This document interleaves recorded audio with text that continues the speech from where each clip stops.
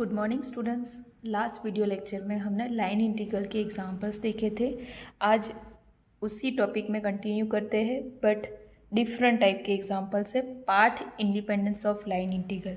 अगर आपका line integral part independence है वो आप कैसे कहोगे और उसका एग्जाम्पल कैसे सॉल्व करना है। And second important topic flux find करना है। जैसे हमने वर्क डन सीखा, सर्कुलेशन सीखा, वैसे ही फ्लक्स भी one important topic of line integral, right. तो सबसे पहले लाइन इंटीग्रल को पार्ट इंडिपेंडेंस कब कहेंगे, तो if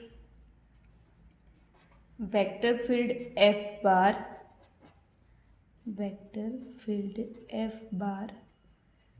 is conservative.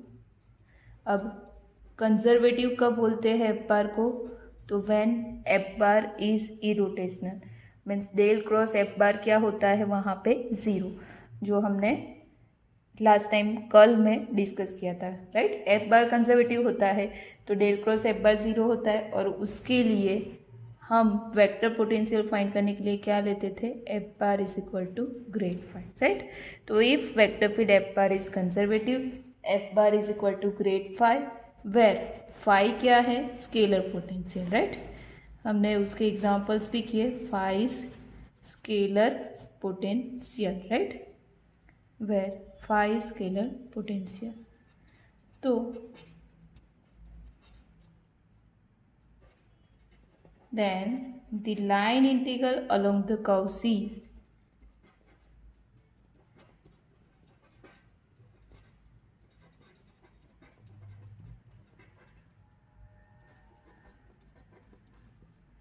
from the point A to B is given by line integral over C F bar dot d r bar is equal to line integral A to B.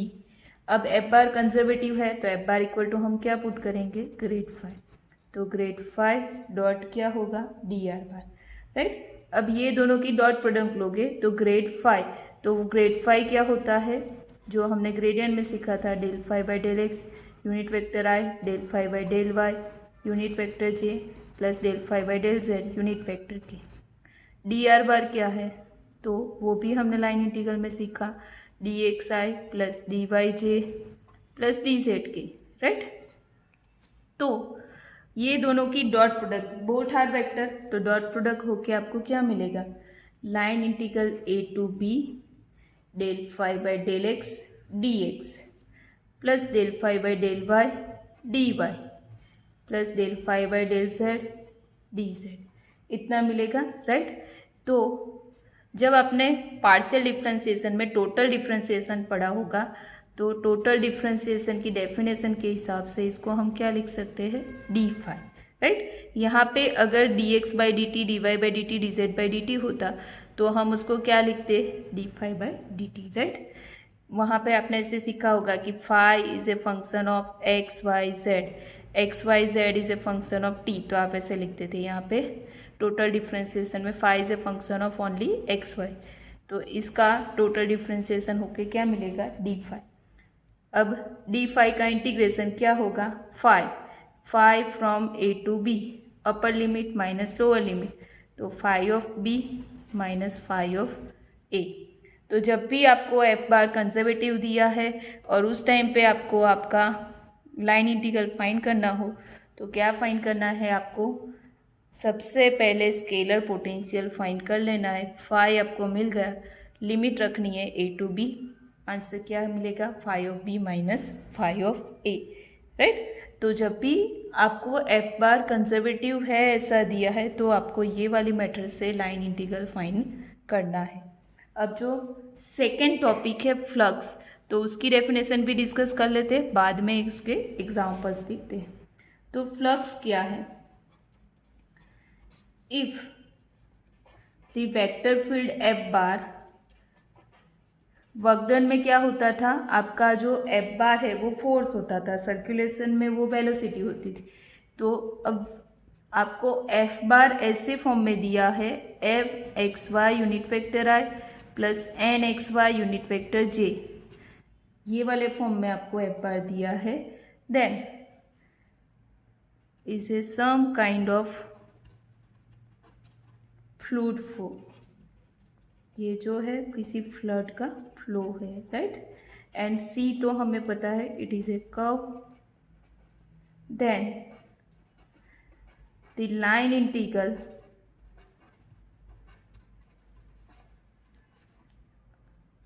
over C f bar dot dr bar represents the flux, right, of f bar through the curve C। तो जब आपको f bar mxy and nxy ij के form में दिया है तो उस time पे आपका लाइन इंटीग्रल किसको रिप्रेजेंट करेगा? फ्लक्स को। आपको एग्जांपल में मेंशन ही किया होगा कि आपको फ्लक्स फाइंड करना है, बट अगर नहीं भी दिया हो और एफ बार आपका एम आई प्लस एन जे के फॉर्म में है, डेट मीन्स आपको क्या फाइंड करना है? फ्लक्स। अब फ्लक्स की जो डेफिनेशन है वो मैं डायरेक्टली यहाँ पे लिख रही हूँ, उसका प्रूफ भी है बट प्रूफ सिलेबस में नहीं है, इसलिए मैं डायरेक्टली उसकी फॉर्मूला जो है वो आपको यहाँ पे लिख के दे रही हूँ। M d y minus N d x, it is our flux, right. तो दोनों फॉर्मूला आपको याद रखनी है। अगर एफ बार कंजर्वेटिव दिया है तो integration of d phi means आपको स्केलर पोटेंशियल के एग्जाम्पल जो मैंने आपको सिखाए थे तो वो फाई फाइंड करना है। फाई को सिर्फ इंटीग्रेट करना है ए टू बी में, लिमिट रख दो, आंसर मिल जाएगा। और फ्लक्स दिया है तो M d y minus N d x का integration, right. M N N दोनों आपको एफ बार में दिए होंगे। तो ये थी थियरी। अब एग्जाम्पल देखते हैं दोनों टाइप के। अभी एग्जाम्पल डिस्कस करते हैं। If F bar equal to 2xyz unit vector i plus x square z plus 2y unit vector j plus x square y unit vector k, then first if F bar is conservative find its scalar potential phi. तो यहाँ पे जो first आपको दिया है वो already आप पढ़ चुके हो, सिर्फ स्केलर पोटेंशियल फाइंड करना है। एंड सेकेंड में find the work done in moving a particle under this force field from 011 to 120। तो जो हमने फर्स्ट थियरी देखी कि एफ बार कंजर्वेटिव दिया है, that means it is a path independence, hence F bar is grad phi. और उसके लिए हमारी जो फॉर्मूला बनेगी वो क्या बनेगी? सिर्फ इंटीग्रेशन ऑफ डी फाई। उसके लिए हमें डी फाई के लिए क्या ज़रूरत पड़ेगी? फाई की। Phi from A to B point आपको दे दिया है, हमें क्या फाइंड करना है? फाई। तो स्केलर पोटेंशियल फाई फाइंड करना है, जो ऑलरेडी मैंने आपको स्टेप के साथ सिखाया है कि कैसे फाइंड करना है। तो स्टार्ट करते हैं, स्केलर पोटेंशियल फाइंड करते हैं, फिर बाद में उसका इंटीग्रेशन भी नहीं करना है, सिर्फ यहाँ पे upper limit minus lower limit. तो since F bar is conservative, F bar can be written as a grad phi.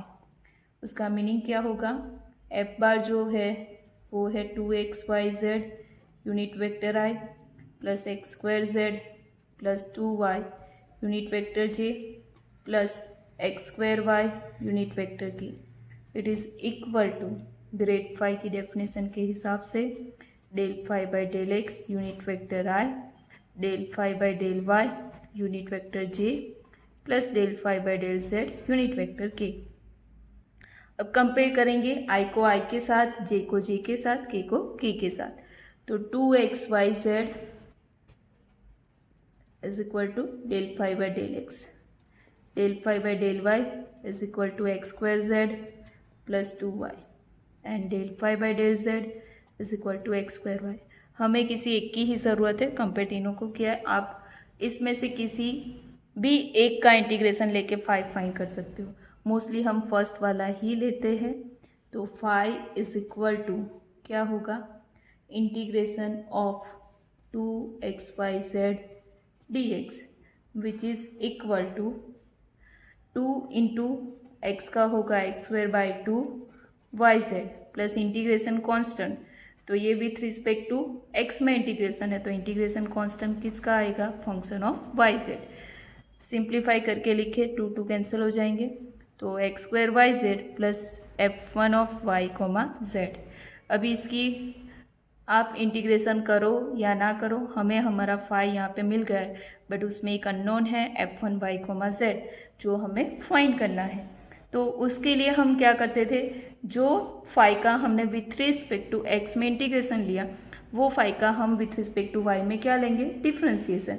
और डिफ्रेंसिएशन ऑलरेडी हमारे पास है, उसके साथ कंपेयर करेंगे, राइट। तो del phi by del y जो एक्स स्क्वायर वाई जेड है उसका विथ रिस्पेक्ट टू वाई में डेरिवेटिव, तो इसका डेरिवेटिव क्या मिलेगा आपको, with respect to x square z constant रहेगा विथ रिस्पेक्ट टू वाई में, और वाई का क्या हो जाएगा 1 del y of f1 y, z। ये हमें पता नहीं इसलिए इसको ऐसे ही लिखेंगे। अब इसे इक्वेशन 1 दे दो, इसे 2 दे दो, बोथ की यहाँ पे क्या है LHS इक्वल टू RHS में दोनों की LHS सेम है, तो RHS को हम कंपेयर करेंगे। तो from equation 1 and 2 x square z plus 2y is equal to x square z plus del y of f1 y, z। तो एक्स स्क्वायर जेड कैंसिल हो जाएंगे, that implies del y of f1 y, z equal to क्या मिलेगा आपको 2y। हमें किसकी ज़रूरत है, f1 y, z की, ना कि उसके डेरिवेटिव की। तो अब क्या करना पड़ेगा, फिर से आपको डेरिवेटिव को रिमूव करना है, तो क्या लेना पड़ेगा, दोनों साइड इंटीग्रेशन। तो integration of del y of f1 y, z dy, integration of 2y dy, right. तो f1 y z आपको क्या मिलेगा, 2y, y का होगा वाई स्क्वायर बाई 2, तो f1 y z आपको क्या मिलेगा, वाई स्क्वायर प्लस सी, राइट। अब जो आपको फाई मिला था पहले ये वाला, उसमें सिर्फ f1 y z की कमी थी, वो हमने फाइंड कर लिया है। तो फाई हमारा क्या बनेगा, x square y z plus y square plus C. ये कंप्लीट हो गया हमारा फाई, राइट। फाई मिल गया है, तो अब जो हमने पार्ट इंडिपेंडेंस वाला सीखा था उसकी डेफिनेशन को अप्लाई करते हैं, राइट। तो work done is equal to, right, work done is equal to integration over C F bar dot d r bar, which is equal to क्या होता है, integration a to b d phi. But d phi का integration क्या होगा, phi. ए हमारा क्या है, 0.011, B हमारा पॉइंट क्या है 120, फाई भी हमारा है, हमारे पास क्या है x square y z plus y square plus C. यहाँ पे आपको ये गलती नहीं करनी है कि डी फाई की वैल्यू हमें नहीं पता है, हमें डायरेक्टली यहाँ पे डी फाई का इंटीग्रेशन ही लिखना है फाई। तो इंटीग्रेशन कहीं पे नहीं करना है, जो फाया है वो रेडीमेड वहाँ पे रखना है, और यहाँ पे पॉइंट आ जाएंगे, राइट, 011 to 120। अब upper limit minus lower limit, upper limit आपकी क्या है 120, मीन्स एक्स जहाँ पे वहाँ पे 1 रखेंगे, वाई है तो 2 रखेंगे, जेड है वहाँ पे 0। अब जेड 0 है तो फर्स्ट पॉइंट तो 0 हो जाएगा, वाई स्क्वायर क्या है 4 हो जाएगा, 2 स्क्वायर तो 4 माइनस यहाँ पे x 0 है तो ये 0 हो जाएगा, 4 माइनस 1, आंसर कितना आएगा 3। Hence work done is equal to, answer मिलेगा आपको 3, राइट। तो ऐसे करना है, इसी टाइप के एक ही एग्जाम्पल करवा रही हूँ क्योंकि ऑलरेडी हमने 5 फाइंड करने वाले 3 एग्जाम्पल पहले डिस्कस किए हैं। इसमें कुछ नहीं करना है, सिर्फ स्केलर पोटेंशियल 5 मिल जाए, फिर 5 की वैल्यू रख के लिमिट में a to b रख के वैल्यू रखनी है, बाकी पहले जैसा ही एग्जाम्पल है। अब फ्लक्स के एग्जाम्पल डिस्कस करते हैं। Example number 2, if F bar equal to 2i plus 0j, calculate the flux of F bar through the line segment from 30 to 03। तो मैंने आपको बताया था कि जब भी आपको फ्लक्स फाइंड करना है तो एफ बार आपको mi प्लस nj के फॉर्म में दिया होगा, राइट। एंड मेंशन भी किया होगा कि आपको फ्लक्स फाइंड करना है तो आपको फॉर्मूला अप्लाई करना समझ में आ जाएगा, राइट। अब सबसे पहले फ्लक्स की फॉर्मूला जो है वो हम लिखेंगे, फ्लक्स इज इक्वल टू क्या थी formula, integration a to b M d y minus N d x, right, यही थी फॉर्मूला। अब सबसे पहले जैसे लाइन इंटीग्रल में करते थे वैसे ही यहाँ पे टॉपिक वाइज जाना है। m इज इक्वल टू, तो एम आई प्लस एन जे, तो m इज इक्वल टू क्या मिलेगा आपको 2, n इज इक्वल टू क्या मिलेगा 0।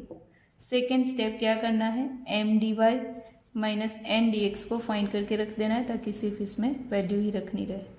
तो m is a 2 d y minus N is a 0, तो 0 डी एक्स मल्टीप्लाई होकर 0 हो जाएगा, तो वैल्यू क्या मिलेगी 2 d y, right. And third part of integration, तो part of the integration is a line segment, right.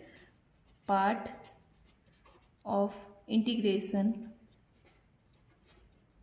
is the line segment AB from 30 to 03। आप इसे ड्रॉ करना चाहे तो ऐसे दिखेगी आपकी लाइन, यहाँ पे पॉइंट रहेगा A30, यहाँ पे पॉइंट रहेगा 03, राइट। तो लाइन सेगमेंट ऐसी बनेगी, राइट। अब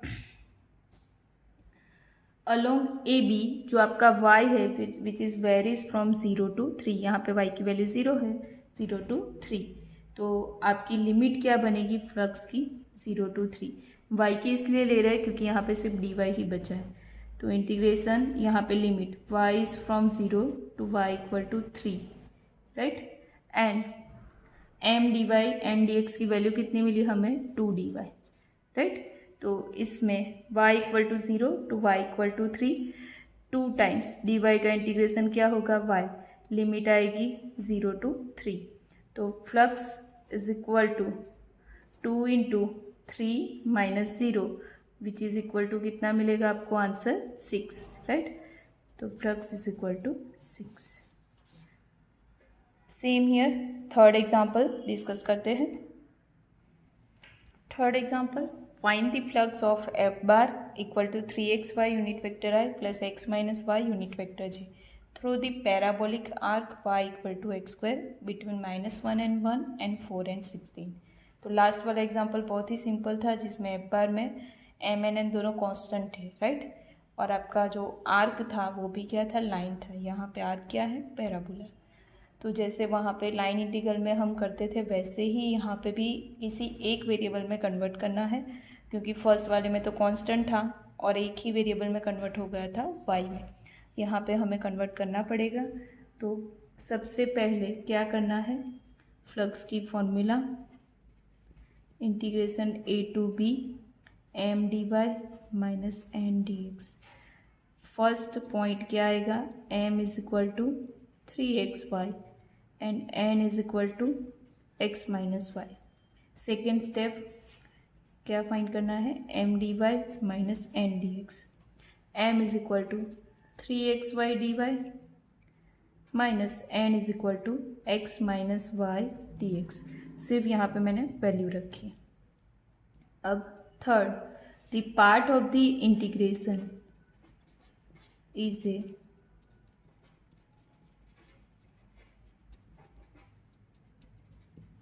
parabola y equal to x square है, तो y equal to x square है तो dy की ज़रूरत पड़ेगी हमें, क्योंकि कन्वर्ट करना पड़ेगा किसी एक वेरिएबल।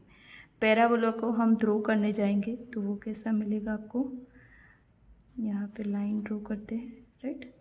तो 4,16, सपोज़ यहाँ पे 1 2 3, यहाँ पे x इज़ ए 4, y 16 बहुत बड़ा है, सपोज़ यहाँ पे है, तो यहाँ पे एक पॉइंट आएगा और -1,1, तो x इज़ ए यहाँ पे -1 और यहाँ पे y इज़ ए 1। तो पैराबोला ड्रॉ करोगे, यहाँ पे टच करना है, यहाँ पे, राइट। तो 4,16 टू -1,1, ये a पॉइंट है और ये b पॉइंट है, ऐसा आपका पैराबोला होगा। अब जो भी वेरिएबल में कन्वर्ट होगा, अगर x में कन्वर्ट करेंगे तो लिमिट आएगी -1 to 4, y में कन्वर्ट करेंगे तो लिमिट आएगी 1 to 16, राइट। अब हम क्या करते हैं, वैल्यू रखते हैं M d y minus N d x में। तो integration a to b 3xy dy minus x minus y d x. जहाँ जहाँ पे y है वहाँ पे हम क्या रखेंगे एक्स स्क्वायर। तो 3x x square d y is 2dx minus x minus x square d x, right, इतना मिलेगा। अब इसे हम क्या करते हैं सिंप्लीफाई कर देते हैं। अब पूरा x में कन्वर्ट हो गया है तो लिमिट किसकी आएगी x की। मैंने आपको अभी बताया x की लिमिट क्या होगी -1 से 4। अगर y में कन्वर्ट करते तो लिमिट आपकी क्या आती 1 to 16, राइट। अब इसको थोड़ा सिंप्लीफाई करके फिर इंटीग्रेट करते हैं। इंटीग्रेशन -1 to 4 3 × 2 6 एक्स स्क्वायर और ये x और ये x, तो x का पावर कितना होगा 4 minus x minus minus plus x d x को कहाँ ले लेते हैं बाहर, राइट। तो integration -1 to 4 6 time x⁵5/5 minus x square by 2 plus x cube by 3 -1 to 4, right. अब upper limit minus lower limit, right. तो अपर लिमिट जब रखोगे तो 6 × 4⁵5/5 माइनस 4 स्क्वायर कितना होगा 16/2 plus 4 cube 64/3 minus lower limit 6 -1 का पावर 5 वो कितना होता है -1। तो यहाँ पे -6/5 माइनस -1 का स्क्वायर तो +1 होगा 1/2 -1 का क्यूब -1/3। तो ऐसे आप वैल्यू रखोगे तो आपको इतनी वैल्यू मिलेगी, राइट। अब इसको सिंप्लीफाई आप एलसीएम लेको करोगे, राइट। एलसीएम कितने का आएगा तो यहाँ पे 3 × 2 6 × 5 आप एलसीएम किसका ले सकते हो 30 का ले सकते हो। और एलसीएम लेने के बाद आपको जो फाइनल वैल्यू मिलेगी वो मैं आपको यहाँ पे लिख रही हूँ। आप कैलसी से पॉइंट में भी आंसर लाओगे तो भी चलेगा 7465/6, राइट। इतनी वैल्यू आपको मिलेगी। Hence flux is equal to 7465/6। यहाँ पे कंप्लीट होता है हमारा third example. Same here third example में भी फ्लक्स ही फाइंड करना है, फोर्थ एग्जाम्पल में, बट उसमें जो हमने वहाँ पे पैरामेट्रिक फॉर्म वाला यूज़ किया था लाइन इंटीग्रल में, बस वो कॉन्सेप्ट से फाइंड करना है, राइट। तो ऐसा एक एग्जाम्पल डिस्कस करते हैं। Example number 4, find the flux of F bar equal to 3xi + 5yj through the circle 2x² + y² equal to 1, right. तो यहाँ पे सर्कल दिया है तो सर्कल में हमें सर्कल का पैरामेट्रिक जो इक्वेशन है x = r cos θ y = r sin θ वो यूज़ करना है। और यहाँ पे आपकी रेडियस क्या है 1 है तो x = क्या आएगा cos θ y = sin θ। बाकी सब कुछ जो हमने लास्ट 2 एग्जाम्पल में किया वैसे ही जाना है। तो यहाँ पे फ्लक्स की फॉर्मूला सबसे पहले लिखनी है, क्या है इंटीग्रल ओवर c या तो integral over a to b m dy minus n dx। First topic में m = 3x n = 5y, right. Second m dy minus n dx, तो m is a 3x dy n is a 5y तो 5y dx, इतना मिल गया। अब part of integration is a circle, right. Part of integration is circle x² + y² equal to 1. Therefore, parametric equation of circle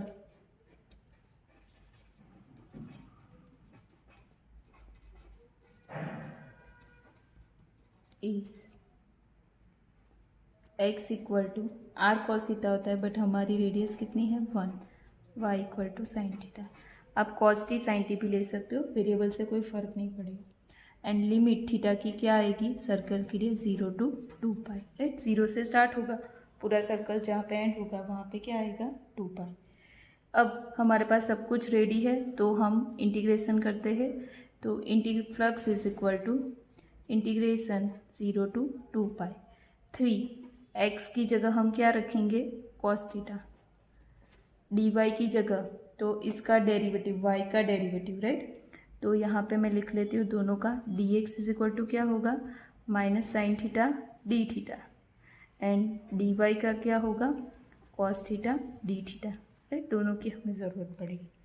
तो 3 cos theta यहाँ पे है dy तो cos theta d theta minus 5 y से sine theta minus sine theta तो minus minus plus sine theta d theta. Simplify करते हैं तो integration 0 to 2 pi 3 cos square theta plus यहाँ पे 5 साइन स्क्वायर थीटा होगा, उसको मैं 3 + 2 लिख रही हूँ क्योंकि cos square theta plus sine square theta की फॉर्मूला मुझे अप्लाई करनी है राइट। तो इंटीग्रेशन 0 to 2 पाई ये cos square theta plus sine square theta क्या हो जाएगा 1, तो 3 + 2 sine square theta, but 2 sine square theta का इंटीग्रेशन हमें कैसे करना होगा माइनस वाली फॉर्मूला से। तो 1 - cos 2 थीटा, अगर यहाँ पे 2 नहीं होता तो डिनोमिनेटर में 2 आता, बट है तो 1 - cos 2 थीटा। अब हमारे पास सब कुछ रेडी है, सिर्फ इसको सिंप्लीफाई करके क्या करना है इंटीग्रेशन राइट। तो 3 + 1 4 - cos 2 थीटा डी थीटा। 4 का इंटीग्रेशन क्या होगा 4 थीटा एंड cos 2 थीटा का होगा minus sine 2 theta by 2 right. यहाँ पे लिमिट आएगी 0 to 2 पाई। अब upper limit minus lower limit 4 × 2 pi minus sine 2 × 2 pi तो sine 4 pi by 2 minus 4 × 0 0 sine 0 भी क्या होगा 0। तो फाइनल जो आंसर आपको मिलेगा 4 × साइन n पाई भी 0 होता है तो ये सब कुछ 0 हो जाएगा। फाइनल जो हमारा आंसर मिलेगा वो क्या मिलेगा 8 पाई, तो which is our flux right. तो तीनों टाइप के जो फ्लक्स के एग्जांपल थे वो मैंने आपको करवाए। एक तो कांस्टेंट F बार दिया है, सेकेंड में वेरिएबल वाला एंड पैराबोला आपका आर्क हो, एंड तीसरे वाला में पैरामेट्रिक फॉर्म पर। तो यहाँ पे लाइन इंटीग्रल के जितने एग्जांपल्स थे वो कंप्लीट होते। अब नेक्स्ट वीडियो लेक्चर में हम क्या डिस्कस करेंगे Green's theorem, which is the last important topic of our unit right. उसके बाद हमारा यूनिट कंप्लीट हो जाएगा। तो आई होप आज मैंने आपको जितना समझाया वो आपको समझ में आ गया होगा। Thank you so much, have a nice day.